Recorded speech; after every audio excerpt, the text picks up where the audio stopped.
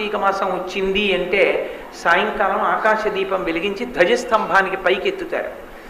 ఆ పైకెత్తేటటువంటి ఆకాశ దీపం ఏదుందో అది కేవలం శివాలయంలోనో కేవలం విష్ణువాలయంలోనో కాదు, శివాలయంలోనూ విష్ణువాలయంలోనూ కూడా ఆకాశ దీపం పైకెత్తుతారు.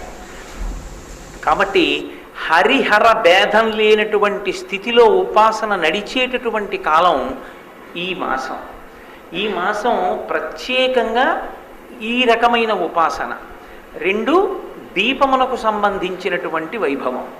మూడవది నదీ స్నానం. మిగిలిన మాసములలో మీరు నదీ స్నానం చేశారా చెయ్యలేదా అన్న విషయాన్ని ఎవరు అడగరు. కానీ కార్తీక మాసంలో మాత్రం తప్పకుండా నదీ స్నానం చెయ్యాలి.